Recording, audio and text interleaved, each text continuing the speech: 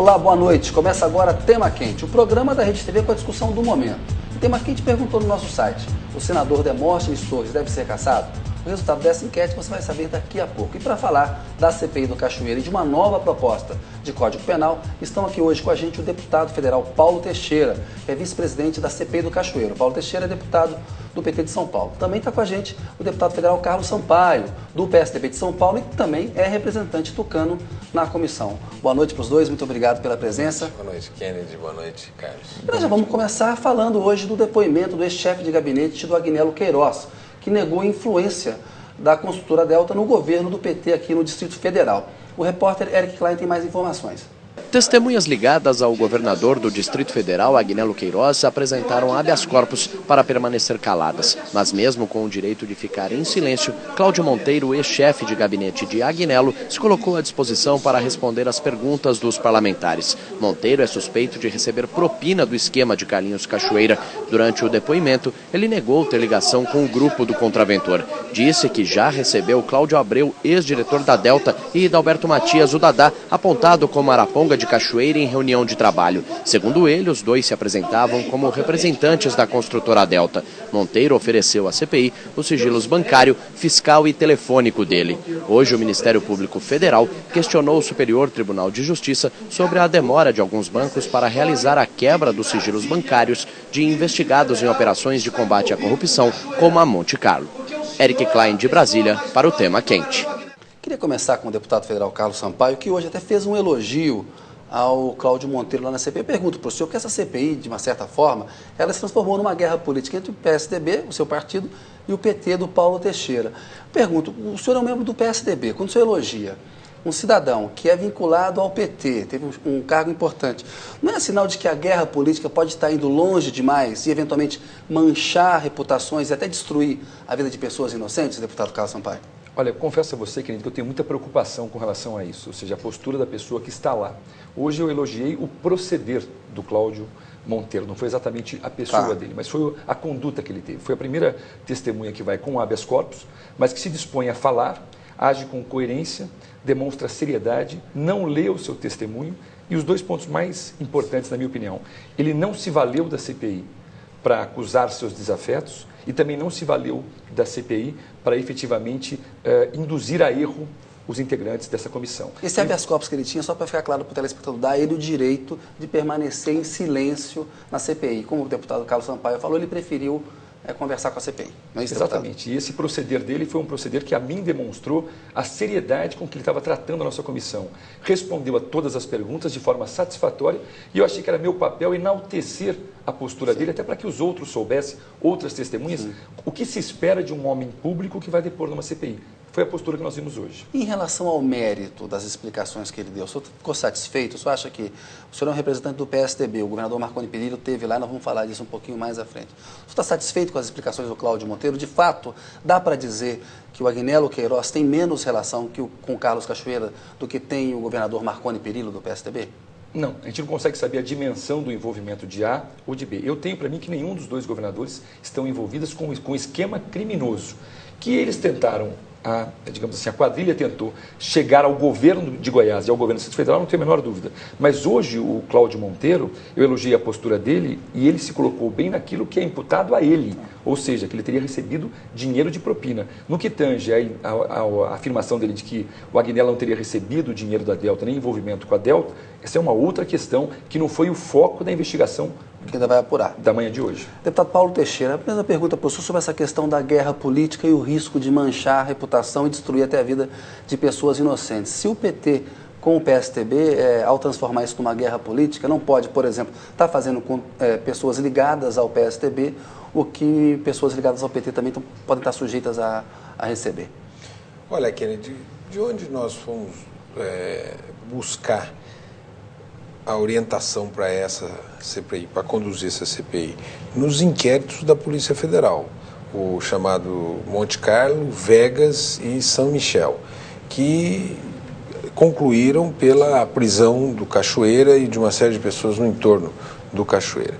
E nós daí estamos, digamos, agendando as audiências e buscando as documentações, quebra de sigilo. Nós temos que ter um enorme cuidado para preservar a honra das pessoas, porque a pessoa que se senta ali, ela pode, de uma certa forma, dependendo do que ela falar, pode ser incriminada. Então nós temos que preservar a honra da pessoa, a intimidade dela, a imagem dela e fazer uma investigação séria, não é? Uma investigação que possa concluir e esclarecer para a sociedade brasileira, para o Poder Judiciário, para que o Poder Judiciário puna a existência de uma organização criminosa que tinha um funcionamento muito sofisticado, que inclusive captou parte do sistema político, inclusive tinha como seu líder maior político o senador Demóstenes Torres, e que conseguiu fazer com que seus tentáculos entrassem no Estado, e o Estado estava impedido de atuar contra a organização criminosa. Isso é um perigo para a democracia brasileira. Deputado Paulo Teixeira, uma segunda pergunta para o senhor, para equilibrar aqui com a situação do Carlos Sampaio, a quem eu perguntei 2 vezes. No caso do Fernando Cavendish, que é o dono da Delta, a posição do PT de evitar a convocação do Cavendish não é um erro do PT, porque se é para investigar a fundo, não parece que o presidente da Delta, que tem essas ligações todas com o Carlos Cachoeira, deveria ser chamado à CPI? Olha, Kennedy, nós não estamos evitando a convocação de ninguém. Ela vem sendo postergada, né? Então, o fato dela não ter sido votada, dela ter sido adiada na última reunião, não quer dizer que ela não seja aprovada numa próxima reunião, né? Semana que vem tem votação sobre Temos isso, votação, né? Na semana que vem. O fato é que até agora, isso tem sido objeto de reclamação dos parlamentares, do relator, do presidente, o Banco Central não enviou menos que 20% da quebra de sigilo. Então, qualquer investigação que for assodada, precipitada, ao convocar, você, de uma certa forma, pode também se servir aos interesses... Favorece o acusado. Portanto, na nossa opinião, essa investigação tem que ser feita com muita serenidade e todos que estão implicados serão investigados. Antes de a gente continuar aqui o nosso debate com os deputados, vamos ver mais uma reportagem, mais informações, depoimentos da CPI e novas escutas da Polícia Federal, né, aumentaram ali no entendimento de alguns parlamentares o envolvimento deram mais evidências do suposto envolvimento do governador Marconi Perillo, do PSDB de Goiás, com o Carlos Cachoeira. Um jornalista chegou a fazer um depoimento, não apresentou provas, é a palavra dele contra a do governador Marconi Perillo. Roda aí, diretora, por favor.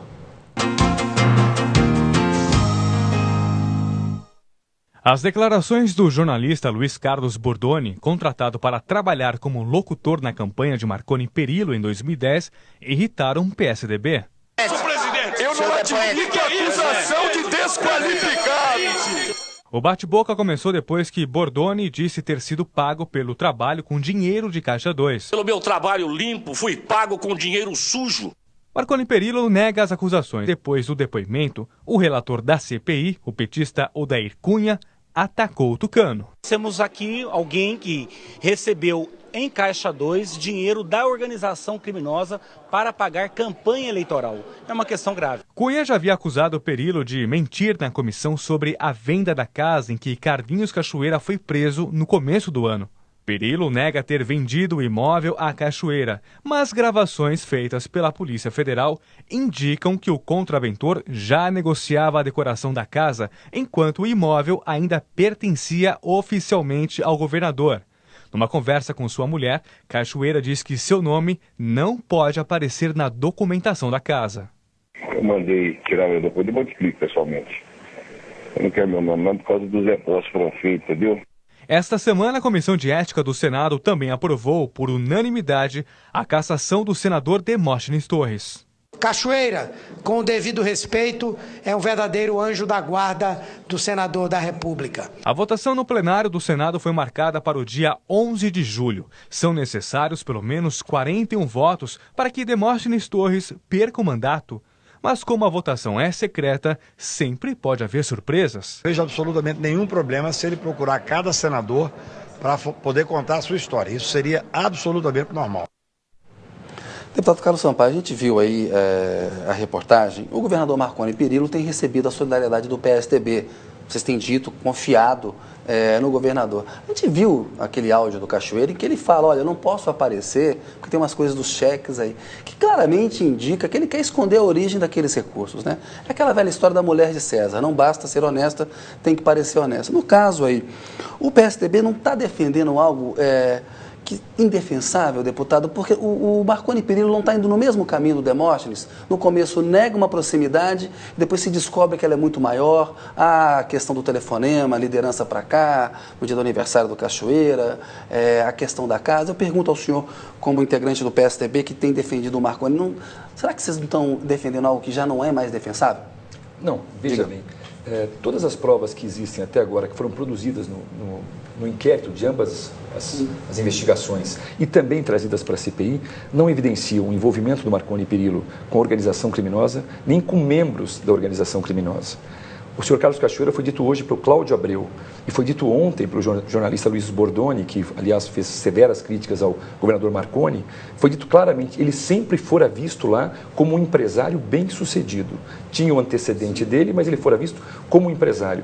Se o governador Marconi Perillo tivesse vendido a casa para ele, não haveria mal algum.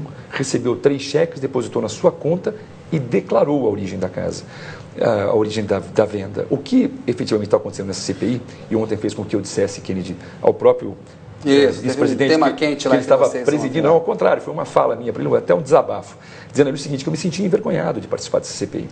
É a primeira CPI, eu fui da CPI do Mensalão, dos Correios, dos Sanguessugas. Essa é a primeira que, pela falta de uma lógica investigativa e pela forma como o relator se posiciona, eu me senti envergonhado. Por quê? Porque o Luiz Bordoni tem um histórico de vida, não só uma condenação a 12 anos pelos crimes que praticou, mas como também indenizações, sonegação, crime tributário. É uma pessoa que está lá para se defender e atacar alguém que efetivamente está criando um problema para ele.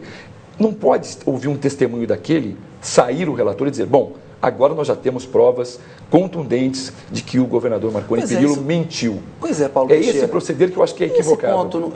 Eles não têm um ponto, os representantes do PSDB, quando dizem, olha, um cidadão como o Bordoni, foi dinheiro de Caixa 2, ele tem que apresentar provas disso, recebi dinheiro da mão do Marconi Perillo. Não é complicado também ele acusar e não apresentar nenhuma prova? Ele apresenta provas. Quais são as provas da sua opinião? A prova que ele apresenta é um cheque da empresa Alberto e Pantoja, que é uma empresa do Cachoeira, não é Caixa 2. Mas é do Cachoeira com ele Bordoni, não é do Marconi, né? Não, mas então, mas aí o que ele apresenta? Ele apresenta a seguinte prova. É um cheque de uma empresa do Cachoeira de 45 mil, um outro cheque de 45 mil da empresa do Cachoeira, e esses 2 cheques foram depositados na conta dele, segundo ele, como pagamento de dívida de campanha. Agora, 2, ninguém nega que ele fez a campanha do governador Marconi Perillo, né? Ele até ontem disse, sou marconista, ele é meu ídolo. E eu fiz a campanha, ele fez a campanha do Marconi, fez a campanha do senador Demóstenes e da senadora Lúcia Vânia. Não se trata de ninguém da oposição, mas de uma pessoa de dentro. E terceiro, quebrem os sigilos telefônicos meus e do Lúcio Gutier para vocês verem que na véspera do depósito do cheque na conta da minha filha, eu tratei com ele, passei o número da minha conta bancária para ele. Ele ofereceu caminhos, então. Ele ofereceu caminhos. Agora, se você for, né, em toda a investigação da Vegas e da Monte Carlo, você vai demonstrar que essa organização criminosa, ela tinha a capacidade, tanto que foram mais de 30 oficiais militares e civis da Polícia Civil de Goiás foram implicados nessa operação, e ela tinha influência sobre a chefe de gabinete, pagou uma viagem para Las Vegas para a chefe de gabinete, influenciava o Procurador-Geral de Justiça. Ontem o Bordoni falou, e nós já sabemos, o diretor do Detran é uma pessoa do Cachoeira no Detran. Então, a quantidade gera qualidade. E o tema da casa e o tema do Bordoni, na minha opinião, fecham um cenário que é um cenário que explica como uma organização criminosa prospera. Ela prospera onde o Estado é conivente. Sério, deputado Carlos Sampaio, o deputado Paulo Teixeira não tem razão nesses laços, essas indicações para o Detran. Não há em relação ao governo de Goiás uma mistura maior com o esquema do Cachoeira? Eu preferia estar discutindo outras coisas. Sim, claro. dessa CPI, porque essa CPI, qual o foco que o Brasil quer saber? Sim. Quem era o braço político dessa organização criminosa? O senador Demóstenes, não é nem o governador Agnello, nem o governador Marconi. Ambos os governadores não estão envolvidos, acho que tenho certeza que o deputado Paulo Teixeira concorda comigo, com nada da organização criminosa no que tange ao crime organizado. O senhor acha isso, deputado Paulo Teixeira? Eu acho que a organização criminosa financiou campanha política em Goiás e conseguiu neutralizar o governo de Goiás, e foi assim que ela prosperou. Então, você acha que tem uma diferença do Marconi para o Agnello? O Agnello eu acho que não tem envolvimento, não é uma questão de natureza política. Deputado, desculpe, senhor. Era só porque o professor falou para ele se ele concordava. Mas não que concordasse, porque eu estou falando de envolvimento com a organização criminosa. Mas vamos lá, mas eu quero a sua opinião. E o braço financeiro, que é a Delta. Esse braço financeiro já está demonstrado com todas as provas que vieram para os autos até agora, para o processo, já está demonstrado que a Delta abasteceu dinheiro de empresas laranjas. Todas essas empresas abasteceram o quê? Particularmente, denúncia de todos os jornais, particularmente o Estadão antes de ontem, demonstrou que grande parte desse recurso, a grande maioria, foi para a conta do PT e para a conta do PMDB nacional. Então, essa origem financeira, essa origem política, senador Demóstenes, essa origem financeira, Delta, é que efetivamente o Partido dos Trabalhadores e a base aliada do governo não permite que a CPI vote. Então nós ficamos ouvindo pessoas ligadas ao Marconi, assim, a cada 10 que o relator convoca para ouvir sobre o Marconi, ele convoca 2 ou 3 para ouvir sobre o Agnello. Daí a gente faz uma série de outros movimentos, aprovam-se novos requerimentos sobre o Marconi, nessa mesma proporção, 3-1, e sobre o Agnello. E daí vai ouvir as testemunhas, o relator pergunta sobre o governador Marconi e sobre o Agnello. A gente não avança, é uma coisa que fica ruim. Para quem entende de CPI, não existe uma lógica investigativa, não se quer chegar à verdade.